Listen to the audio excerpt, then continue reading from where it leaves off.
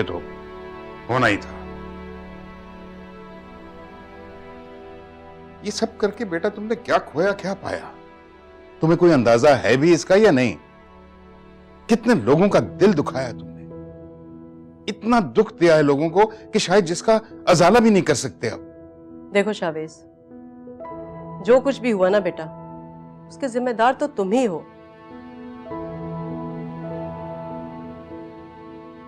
और हम तो पहले से जानते थे कि वो औरत तुम्हारे लायक है ही नहीं। मगर बेटा, इन सब बातों के बावजूद दुनिया के कोई माँ बाप ये नहीं चाहेंगे कि उनकी औलाद का घर उनकी आंखों के सामने बर्बाद होता देखें।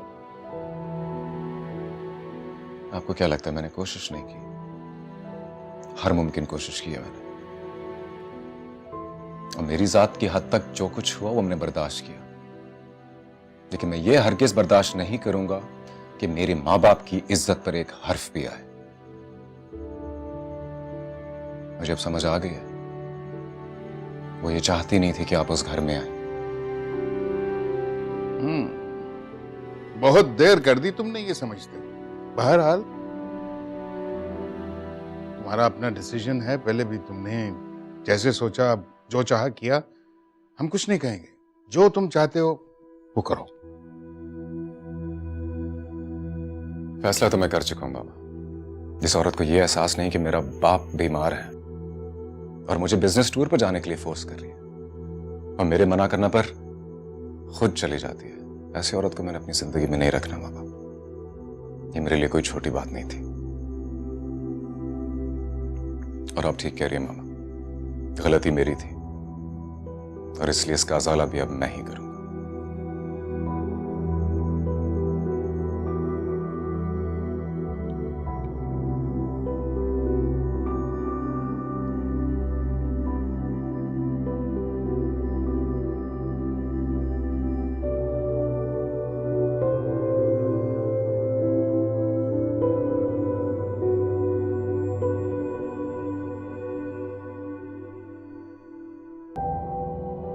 बेकार बात है, वो अस्मा को नहीं छोड़ेगा और इस तरह उसे छोड़ना चाहिए भी नहीं। और मेरे ख्याल में तो रहमान भाई और रबिया भी शाबिज को ऐसा करने नहीं देंगे। वो क्या होगा, झगड़ा मियाँ बीवी में हो ही जाता है। जहां दो लोग होते हैं वह नाराजगियां भी होती हैं, झगड़े भी होते हैं। ईशल सो गई? खाना खाया उसने? हाँ आपा, खाना तो उसने मेरे साथ ही खाया था। कह रही थी कि सर में दर्द है तो मैंने ही कहा कि जाके आराम करो। तुमने देखा ईशल वाकई सो गई है? जी मैंने दरवाजा तो खटखटाया, उसने खोला नहीं, सो गई होगी। ईशल के सामने शावेज की बात मत करना, बल्कि उसके सामने तो कोई बात करना ही मत। हाँ जाहिर है, अब उसका शावेज से क्या लेना देना। शावेज ने जो किया है भुगते। वो अजीम, मैं कह रही थी कि आपने हारिस को फोन किया? हाँ मेरी बात हुई है उससे, लेकिन सरसरी सी बात हुई। क्या कहा आपने? बस मैंने पूछा कहाँ हो, बहुत दिनों से आए नहीं।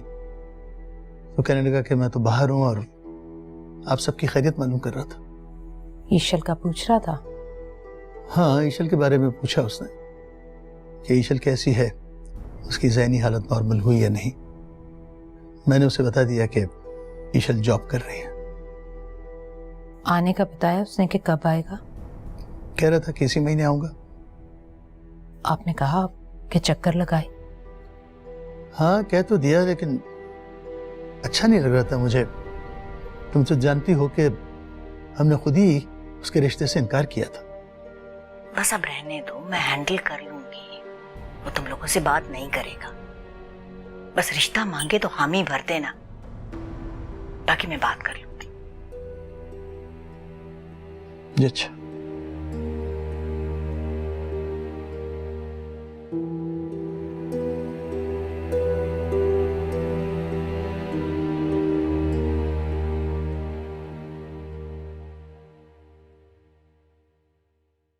जी रफी साहब। जी वालेकुम सलाम। अच्छा मैं पूछना चाह रहा था, आपने वो डॉक्यूमेंट्स भिजवा दिए थे? सर मैडम के साइन होंगे तो ये पेपर्स आगे जाएंगे। क्या मतलब? मैडम साइन नहीं करेंगे तो काम आगे बढ़ेगा ही नहीं? सॉरी सर, आपके साइन की अहमियत उस वक्त तक नहीं है जब तक मैडम साइन ना कर लें, क्योंकि सर उनकी तमाम डीलिंग मैडम के साथ हुई है सर। लेकिन रफी साहब, वो अस्मा के साथ नहीं हमारी कंपनी के साथ डील कर रहे हैं। वो तो ठीक है सर, मगर मैडम ने इस कॉन्ट्रैक्ट के लिए बहुत मेहनत की है। जाहिर है सर, इन पेपर्स पे मैडम के साइन होंगे तो वो कॉन्ट्रैक्ट साइन करेंगे। देखिए रफी साहब, मुझे ऐसा लगता है जैसे आप मुझसे कुछ छिपा रहे हैं। साफ साफ बताइए क्या बात है। सर बात यह है कि मैडम ने उन्हें एक बात क्लियर कर दी थी, अगर वो हमारी कंपनी से डायरेक्ट डील करते हैं तो मैं कोई गारंटी नहीं दूंगी कि उनका ऑर्डर पूरा होता है कि नहीं। वो उनसे कह चुकी हैं कि मेरी गैर मौजूदगी में हमारी कंपनी से कोई कॉन्ट्रैक्ट साइन नहीं कीजिएगा। इसलिए सर इन पेपर्स पे मैम के साइन होना बहुत ज़रूरी है सर। अच्छा ठीक है, फिर आप उन्हें बता दीजिए कि वो मुल्क से बाहर हैं, जब वापस आएंगी तभी साइन करेंगी। सर ये बात उन्हें मालूम है कि वो आउट ऑफ कंट्री हैं। ठीक है, फाइन, ओके, अल्लाह हाफिज।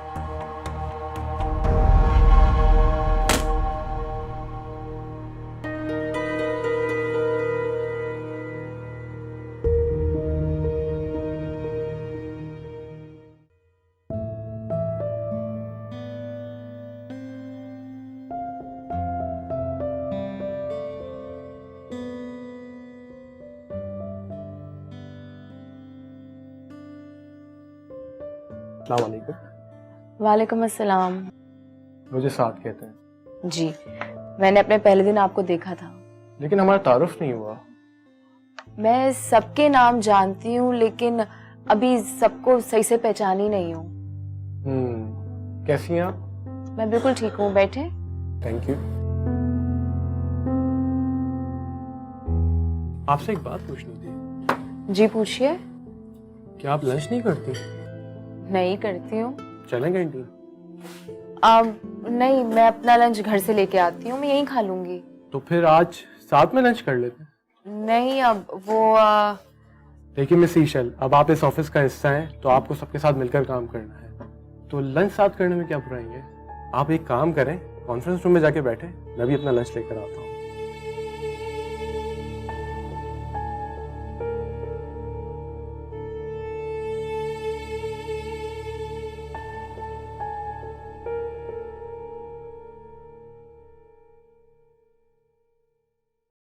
क्या तुम वाकई संजीदा हो? हाँ मामा, आप लोगों को मैं कैसे यकीन दिलाऊं? मुझे नहीं लगता मैं बसमा के साथ जिंदगी गुजार सकूंगा।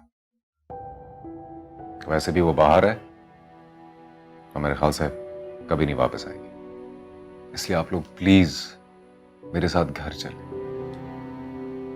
ठीक है बेटा, लेकिन मुसीबत तो ये है कि तुम्हारे पापा को कैसे यकीन दिलाऊं? उन्हें इस बात का बिल्कुल भी यकीन नहीं आ रहा। मैं बात करूं पापा से? नहीं नहीं बेटा, अभी उनकी तबीयत भी ठीक नहीं है, अभी बात करने की जरूरत नहीं है तुम्हें। अच्छा फर्ज करो हम चले जाते हैं तुम्हारे साथ, और अगर वो वापस आ गई तो तुम्हें अच्छा लगेगा कि तुम्हारे माँ बाप एक कमरे में बंद होकर रह जाए? कमरे में क्यों बंद होकर रह जाएंगे? आप लोगों का घर है वो। देखो बेटा, अभी हम लोगों को यहीं रहने दो। मुझे यकीन है कि तुम्हारा झगड़ा बहुत जल्द खत्म हो जाएगा। तो आप मेरी बात का यकीन नहीं कर रहे? अरे बेटा, तुम पर तो यकीन है, लेकिन अब हम लोग यहाँ पर शिफ्ट हुए ना, तो फिर मुझे बताएं मैं कहाँ जाऊं मामा? वहां जाता हूं तो खाली घर में दिल घबराता है मेरा, आप लोगों की याद आती है, और यहां आ जाता तो मेरा सारी चीजें वहां पे अजीब डिस्टर्ब हो जाता हूं। तो फिर तुम वहीं रहो, और जहां तक दिल घबराने की बात है तो फोन कर लो उसे। मुझे पूरा यकीन है कि वो वापस आ जाएगी, मान जाएगी।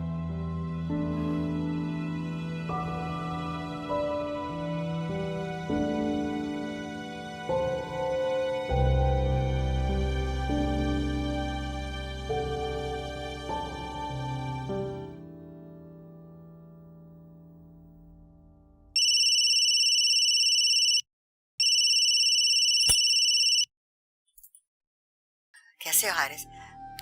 एक मिनट होल्ड करो, मैं जरा दरवाजा बंद कर लूं। हाँ अब बताओ, कैसे हो? कब आ रहे हो? सच्ची बात बताऊं, तो मुझे बहुत अच्छे लगे थे। Thank you so much aunty. खुशी हुई है जान के कि उस घर में कोई तो है जिसे अच्छा लगता है। अरे नहीं, अच्छे तो तुम कुत्सिया और अजीम को भी लगे थे। बाद में हम लोग बात कर रहे थे और वो कहने लगे कि बड़ा अच्छा लड़का है। आंटी अगर इतना अच्छा लगा था मैं उन लोगों को तो फिर मेरा रिश्ता कबूल क्यों नहीं किया उन लोगों ने? वो हाँ, मैं तुम्हें बताने वाली थी। असल में हुआ ये कि उन्होंने इनकार तो कर दिया, लेकिन उन्हें बाद में पछतावा हुआ कि गलत किया। एक मिनट आंटी, आंटी प्लीज एक बात मुझे बताएंगी आप, लेकिन वादा कीजिए कि सच सच बताएंगी। हाँ पूछो। ये इनकार इशल ने किया था? हाँ नहीं, असल में इनकार नहीं किया। उसने सिर्फ ये कहा कि वो इस वक्त शादी नहीं करना चाहती। अब देखो जो कुछ उसके साथ हुआ उसके बाद उसकी कंडीशन क्या थी। ज़हनी तौर पर तो वो डिस्टर्ब थी। उसे खुद पता नहीं था कि वो क्या कह रही है, क्या करना चाह रही है। नहीं, ऐसा नहीं है कि वो तुम्हें पसंद नहीं करती। अगर तुम लोग इकट्ठे पढ़े थे और जब भी दोस्तों का नाम लेती है तो तुम्हारा और फायजा का नाम जरूर शामिल होता है उस फहरिस्त में। हालांकि दोस्त और सहेलियां तो बहुत हैं उसकी। अच्छा, और अब भी जिक्र करती है मेरा? हाँ, अभी परसों ही कह रही थी कि पता नहीं हारिस कहाँ रह गया, कब आएगा। अब कब आ रहे हो तुम? बस आंटी एक दो बड़े जरूरी काम है, वो निपटा के आऊंगा। उन्हें निपटाना बहुत जरूरी है। आ जाऊंगा इंशाल्लाह जल्दी। आंटी अब आपने इतनी बड़ी बात कर दी है तो मैं भी आपसे कुछ कहना चाहता हूँ। हाँ बेटा कहो। बेटा? आंटी ये जो आपने बेटा कहा है ना मुझे, बेटा कह के तो आपने सारी मुश्किल आसान कर दी है मेरी कसम से। दरअसल आंटी बचपन से लेके आज तक कभी माँ या बाप की शफकत देखी नहीं, उनका प्यार देखा ही नहीं मैंने। आज जब आपके मुंह से बेटा सुना है तो ऐसा लगता है कि सच में आप मेरी माँ है।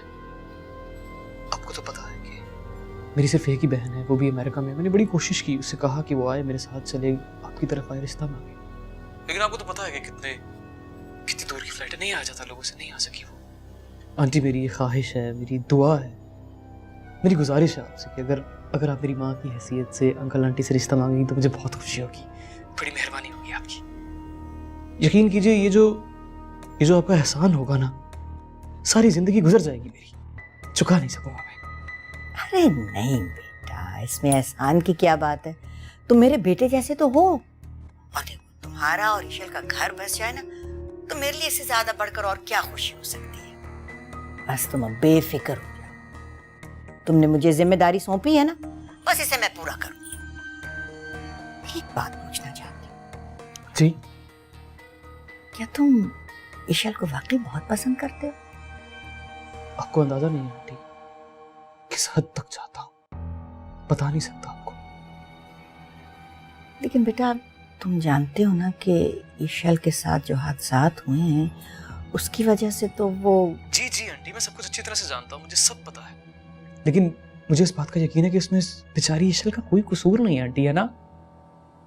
मुझे सब याद है, शावेज का मंगनी तोड़ना, दूसरा रिश्ता होना, फिर उस बेचारी का अगवा होना, फिर दूसरा रिश्ता टूटना। जिस इंसान पे इतना कुछ गुजरा हो उसकी ज़हनी कैफियत क्या होगी? मैं खुद एक इंसान हूँ, मैं उसके दिल का दर्द समझ सकता हूँ आंटी।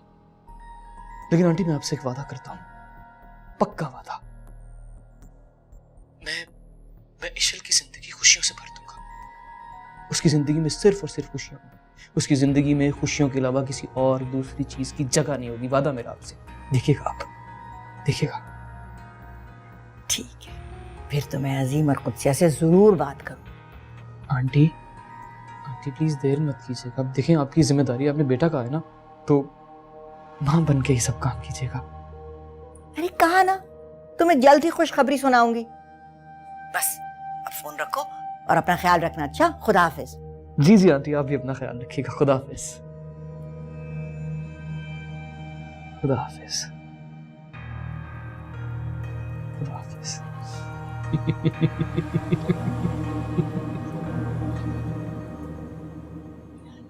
शुक्र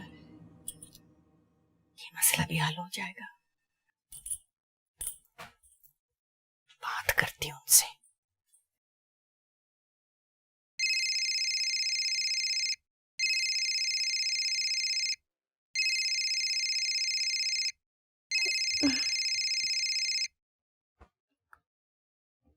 हेलो। हाँ अस्मा, क्या हाल है, कैसी हो? मैं ठीक हूँ। आज एक दो मीटिंग्स थी जो मुझे अटेंड करनी थी, एक दो जगह का विजिट करना था। रात को एक्चुअली ठीक से सोई नहीं हूँ तो थकी हुई हूँ। तुम बताओ, तुम कैसी हो? सब कैसे हैं वहाँ पे? क्या हालात हैं? हालात तो तुम जैसा छोड़ के गई थी वैसे ही हैं। अच्छा मुझे ये बताओ संजीदगी से कि तुम्हारे आने का क्या प्रोग्राम है? वाकई संजीदगी से बताओ। हाँ मैं सुन रही हूँ। ओके, सबा मेरा वापसी का कोई इरादा नहीं है। तुम यकीन नहीं करोगी यहाँ जिस तरह से काम हो रहा है। मैं पाकिस्तान में 10 साल भी लगा दूं तो इस तरह से काम नहीं कर सकती वहां। इतना तेजी से लोग काम करते हैं, कमिटमेंट के पक्के हैं, प्रोफेशनल हैं। मैंने 12 दिन में जो कुछ अचीव किया है ना, तुम सोच भी नहीं सकते। अस्मा, हम तुम्हारे बिजनेस के बारे में नहीं बात कर रहे। तुम बताओ तुम कब आओगी? तुम्हारा हस्बैंड यहाँ वेट कर रहा है। शावेज वाकई मेरा इंतजार कर रहा है। हाँ लेकिन वो एक हद तक करेगा ना, उससे ज्यादा तो नहीं करेगा फिर। So what? क्या? यानी कि तुम्हें बिल्कुल परवाह नहीं कि तुम्हारा हस्बैंड तुम्हें छोड़ सकता है? तो छोड़ दे। क्या मतलब है यार, कैसी बातें कर रही हो तुम? इतना टाइम मिला तुम्हें सोचने के लिए, मगर तुम अब भी वही की वही हो। मतलब तुम्हें शावेज से दूर होने में कोई प्रॉब्लम नहीं है? सबा ऑनेस्टली इस वक्त मेरी जिंदगी में सबसे ज्यादा इंपॉर्टेंट मेरे लिए मेरा बिजनेस है, और बस मैं उसी को इंपॉर्टेंस दे रही हूँ। मैं फ्यूचर अपना देख रही हूँ इसमें। तो क्या तुम्हें इस फ्यूचर में अपना हस्बैंड दिखाई नहीं दे रहा? तुम ठीक कह रहे हो आरिफ, मगर मैं मुस्तकबिल के फ्रेम में अपने आप को तन्हा देख रही हूँ। तुम शावेज से कह दो कि मुझे तलाक दे दे। देखो अस्मा मेरी बात सुनो। हेलो यार, फोन बंद कर दिया इसने। क्या हो गया? लड़की पागल वागल तो नहीं हो गई है? चलो सुबह देखते हैं क्या करना है।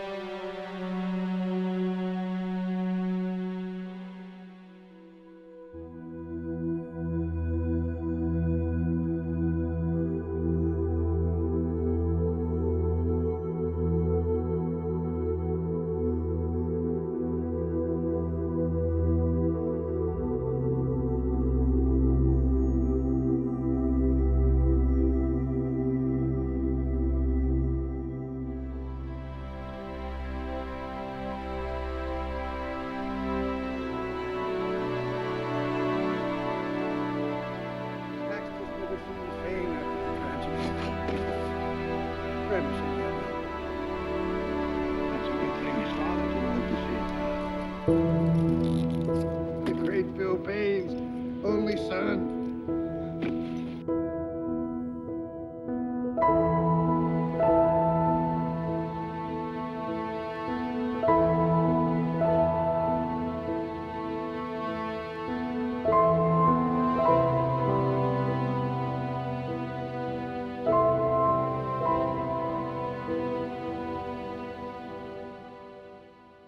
ये लीजिए आपकी चाय। चीनी डाली है इसमें? बिल्कुल नहीं, डॉक्टर ने सख्ती से मना किया आपको, शुगर हाई हो जाएगी, चीनी नहीं डालूंगी। और ना रात को कुछ खाया, अभी तक नाश्ता भी नहीं किया मैंने। मेरी शुगर हाई नहीं है, लो हो रही है, डाल दो थोड़ी सी। अच्छा ठीक है, बस इतनी सी, इससे ज्यादा नहीं।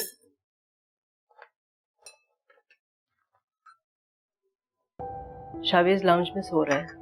रात को बहुत देर से आया था ना, उसने कपड़े बदले और पता नहीं वहीं बैठे बैठे सो गया। हाँ, उसकी गाड़ी की आवाज सुनी थी मैंने, लेकिन वो वहां लाउंज में क्यों सो रहा? क्या पता, टीवी भी उसी तरह से चल रहा था, मैं अभी बंद करके आई हूँ। रहमान, हमारा बच्चा बहुत परेशान है। हाँ, ये बच्चे भी बड़े बड़े प्लान बनाते हैं, फिर नहीं कर सकते तो मुसीबत पड़ती है, फिर सोचते हैं। अब छोड़ देना, आप भी एक ही जिद लेके बैठ गए। अरे हमारा इकलौता बच्चा है, और वो बच्चा जिसे हमने कभी अपनी आंखों से ओझल नहीं होने दिया। ओहो, तो हमने कब ओझल किया था उसको?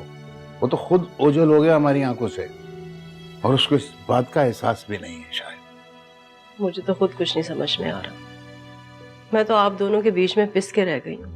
ना बेटे की परेशानी देख सकती हूँ और ना आपकी जिद खत्म होती है। तो भाई तुम चली जाओ ना उसके साथ। बस फिर शुरू कर दी ना आपने वही बातें। अरे आपने देखा नहीं अपने बच्चे को, कितना बेचैन है वो। हाँ, कभी टेरेस पे सो रहा है, कभी ड्राइंग रूम में आकर सो रहा है, ना खाता है ना पीता है। मैंने तो पहले ही कहा था कि लड़की जो है ना, ये घर नहीं बसने देगी, और जब कह दिया उसने कि वो नहीं रखेगा उसे, तो फिर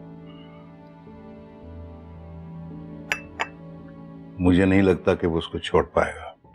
फर्ज करो कि हम वहां उसके यहां शिफ्ट हो जाएं, और वो लड़की ऊपर से वापस आ गई तो फिर हम क्या करेंगे? हाँ, बोलो।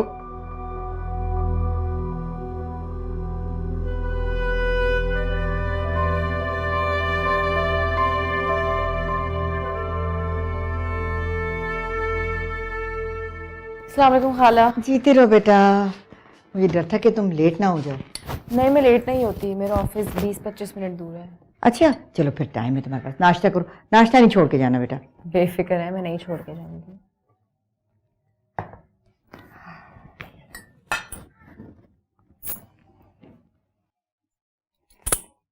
तुम्हारे अम्मा अब्बा जो भी फैसला करेंगे तुम्हारी बेहतरी के लिए ही होगा। मेरी बेहतरी के लिए होगा? मतलब फिर से कुछ होने वाला है? समझदार हो तुम, मैं क्या कहूँ।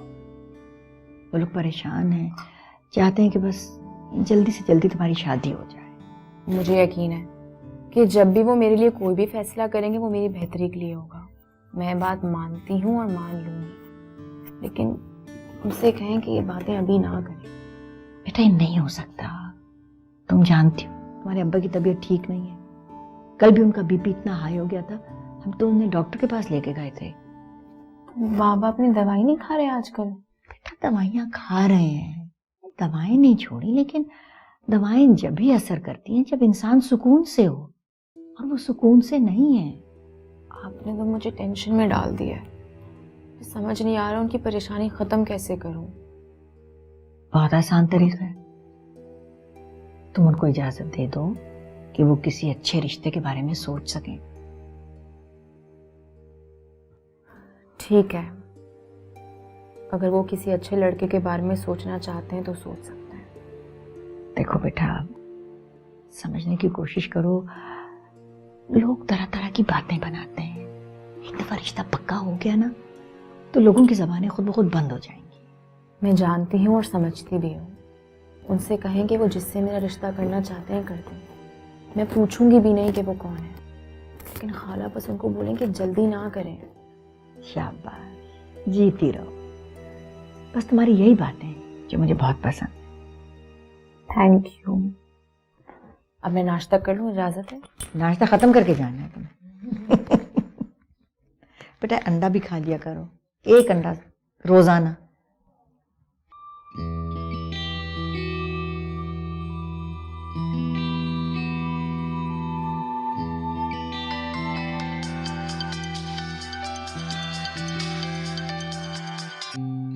हेलो।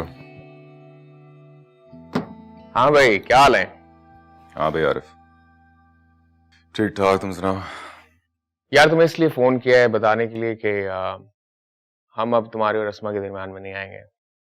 अच्छा जी, बड़ी मेहरबानी। मैं तो पहले भी नहीं कहता था हमारे दरमियान आओ, तुम लोग भी वही बातें लेके बैठ जाते थे। हाँ सही कह रहे हो, पर अब मैं थक गया हूं यार। बात हुई थी मेरी सुबह अस्मा से ना। अच्छा, क्या कह रही? मेरे ख्याल से वो अपना माइंड बना चुकी है, फैसला कर चुकी है वो। उसको मेरे ख्याल से इन चीजों से अब कोई फर्क नहीं पड़ता। वो तो सिर्फ अपनी बिजनेस की बात करती है, अब असल पॉइंट पे तो आती ही नहीं है। हाँ तो ठीक है, मेरे ख्याल से इस मसले को तुम यहीं रहने दो और मुझे करना चाहती हो उसे करने दो, ठीक है ना? चल अभी मैं रेडी हो रहा हूँ ऑफिस के लिए, हो सके तो लंच पे चक्कर लगा लें। ओके चल ठीक है, मिलते हैं फिर, करता हूँ बात तेरे से। ओके।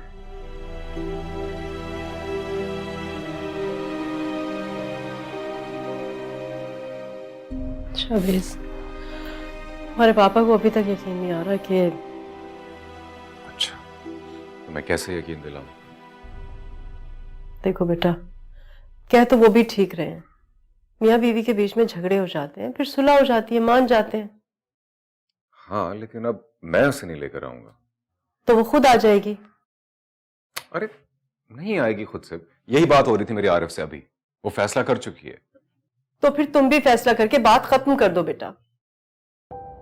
कर लूंगा फैसला, बस कुछ मसाइल हैं। कैसे मसाइल?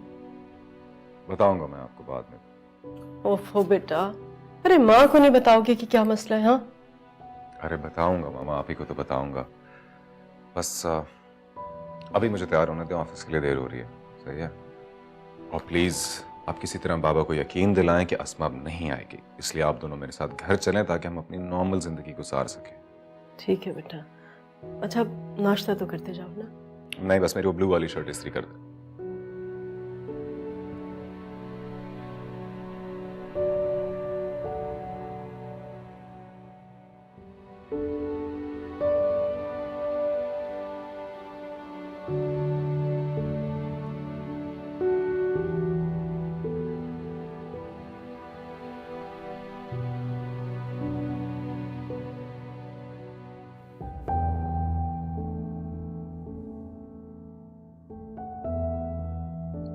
यार इशल कहाँ रह गई?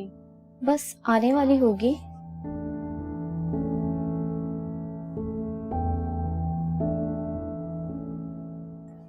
लो आ गई। इशल, तुम यहाँ कैसी हो? एनी को मैंने बुलाया ताकि तुम्हें सरप्राइज दे सकूं। जी इसीलिए, क्योंकि आजकल तो आप मिलती नहीं है, सोचा मैं खुद ही मिलने आ जाऊं। वैसे तुम्हें पहली दफा देखकर अंदाजा नहीं हुआ था कि तुम इतनी बहादुर लड़की हो। क्या मतलब? मतलब ये कि जिस लड़की के दो दो रिश्ते टूट चुके हों और अगवा हो चुकी हो, वापस अपनी नॉर्मल लाइफ में आ जाए, यकीन नहीं होता।